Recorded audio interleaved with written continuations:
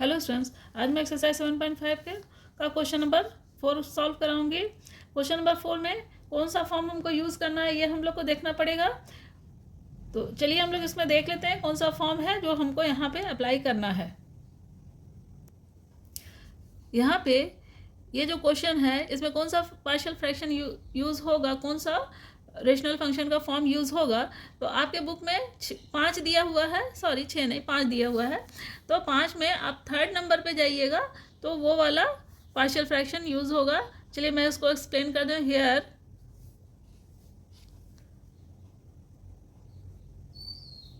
Here the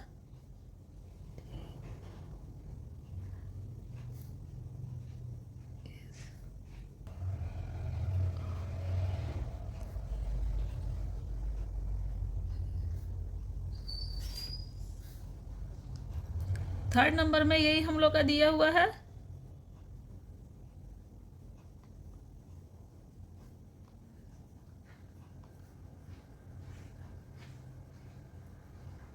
यही दिया हुआ है। इस फॉर्म के क्वेश्चन को हम लोग इस तरह से सॉल्व करेंगे।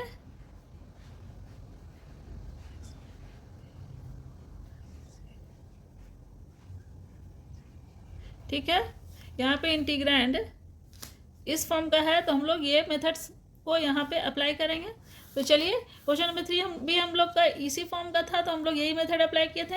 यहाँ पे एक लाइन लिख दीजिएगा कि कौन सा टाइप आप यूज़ कर रहे हैं तो ज़्यादा बेहतर होगा, नहीं तो कोई ज़रूरी भी नहीं है, मैं आपको समझाने के लिए लिखी हूँ यहाँ पे। तो चलिए अब हम लोग स्टार्ट करते हैं। इसी फॉर्म में क्वेश्चन को सेट कर देते हैं। तो हमारा क्वेश्चन कुछ इस तरह से दिखेगा।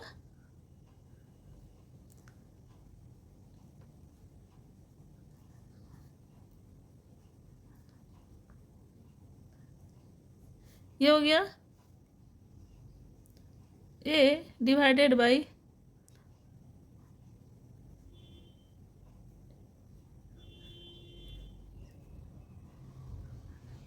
कुछ ऐसा हो जाएगा हम लोगों का क्वेश्चन। इसको इक्वेशन 1 मान लीजिए ताकि जब हम लोग वैल्यू ABC का बैठाएंगे तो यहाँ इसी इक्वेशन में बैठाएंगे। अब इसको सिंप्लीफाई कर लीजिए।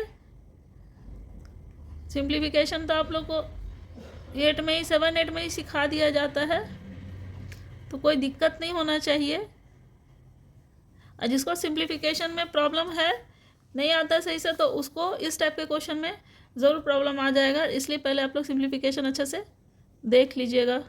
वैसे 12 स्टैंडर्ड में तो ये सबका प्रैक्टिस होना चाहिए आप लोगों को, मगर मैं बहुत सारे बच्चों में देखती हूँ कि ये मामूली सा चीज़ भी नहीं कर पाते हैं सब।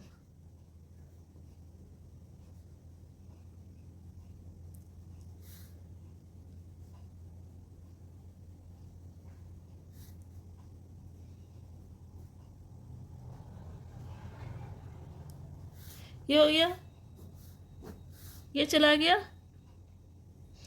आपको हर एक स्टेप को बताना है। सॉरी, यहाँ पे x is equal to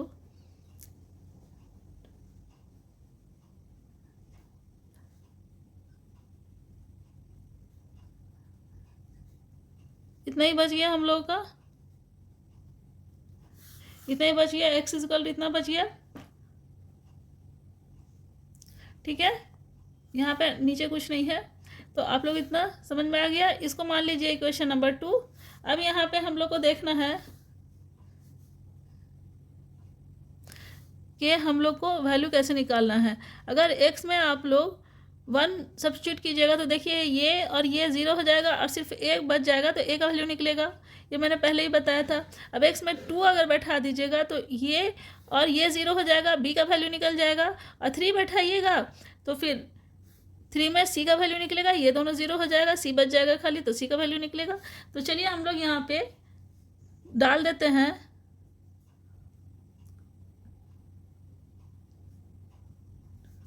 put या सब्स्टिट्यूट, जो भी लिखिए अपने सेंटेंस में। सेंटेंस हमेशा मैं बोलती हूँ कि आप अपने हिसाब से लिखिए जो आप लोग को सही लगे। हो सकता है आप लोग को मेरा सेंटेंस सही ना लगे, मैं मेथड से बता देती हूँ। 1 2 एंड 3 इन इक्वेशन 2। तो हम लोग का क्या हो जाएगा, पुट करेंगे 1 2, तो when x is equal to 1, तो हमारा क्या हो जाएगा, ये हमारा x है, x में 1 सब्स्टिट्यूट कर दीजिए, x में 1 हो गया, और a में 1 minus 2, 1 minus 3 plus b 1 minus 1, 1 minus 3 plus c, sorry 1 minus 2। तो देखिएगा ये 0 हो गया, ये भी 0 हो गया, तो बच गया 1 इज इक्वल टू a। इसको सॉल्व कीजिए, -1 -2, और a पे लिख लीजिए 1 इज इक्वल टू 2a, और a इज इक्वल टू 1/2 हो गया, a का वैल्यू 1/2 निकल गया। व्हेन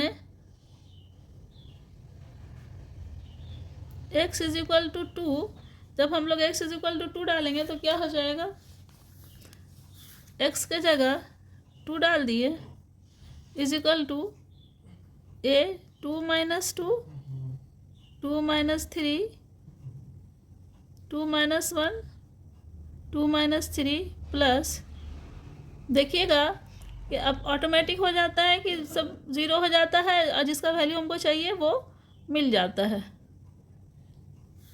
देखिए ये ख़त्म हो गया, सॉरी ये भी ख़त्म हो गया, तो ये भी 0, ये भी 0 हो गया, तो 2 इज इक्वल टू कितना हो गया, b 2 माइनस 1 को 1 ले लीजिए, और ये -1, तो कितना हो गया, और 2 is equal to minus b हो गया। इसको हम लोग b इज इक्वल टू -2 भी लिख सकते हैं, ये हो गया। When x is equal to 3 लेंगे तो क्या हो जाएगा, 3 इज इक्वल टू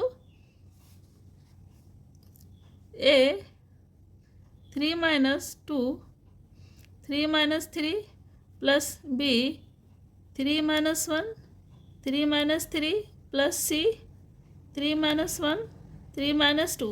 अब ये दोनों 0 हो जाएगा, तो हम लोग का क्या बच जाएगा, ये देखिए ये भी 0 हो गया, ये भी 0 हो गया, c 3 माइनस 1 का 2 हो गया, और ये 1 हो गया, तो फिर हमारा क्या निकल गया वैल्यू, 2c, और c इज इक्वल टू 3/2 निकल गया। बस इस टाइप के क्वेश्चन में ABC का वैल्यू निकालना ही ज़्यादा इम्पोर्टेंट है, बाकी क्वेश्चन इंटीग्रेशन और आराम से सॉल्व हो जाता है। ये हो गया, देयरफॉर हमारा वैल्यू a का 1/2 आया, b का -2, एंड c का हो गया 3/2। यही है वैल्यू, यही हम लोग को चाहिए था। अब हम लोग आ जाते हैं इक्वेशन नंबर 1 में। मैंने पहले ही बोला था कि इसको 1 मान लीजिए, और ये ज़्यादा मेन इम्पॉर्टेंट इक्वेशन है, इसको 1 ज़रूर मानिए, और ताकि इसमें हम लोग लास्ट में बोल सकें कि इक्वेशन 1 में हमने सारा वैल्यू सब्स्टिट्यूट किया। ठीक है, नाउ फ्रॉम इक्वेशन 1,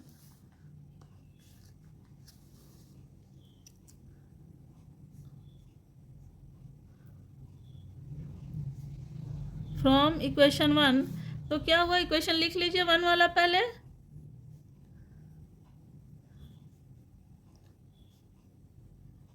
इक्वेशन लिख लीजिए, उसके बाद वैल्यू बैठाइए, ताकि आप लोग को कोई कंफ्यूजन ना हो।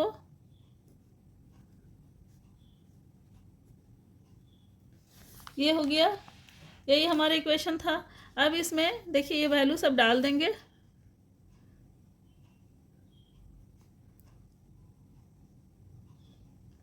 वन बाई टू ये हो गया, प्लस b का कितना है -2, और c का कितना है 3/2, ये हो गया। अब इसको सॉल्व कर लीजिए, और इसमें इंटीग्रेशन भी बैठा दीजिए, तो क्या हो जाएगा,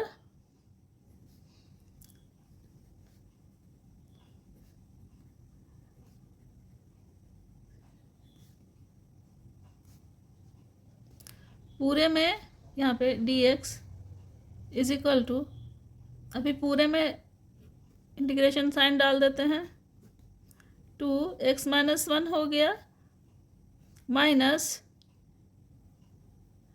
2 divided by x minus 2 plus 3 divided by 2 x minus 3 dx। इतना आ गया। अब इसको सॉल्व कर लीजिए। 1/2 dx by x minus 1 minus 2 dx divided by x minus 2 plus 3/2 dx divided by x minus 3 हो गया। अब 1/2,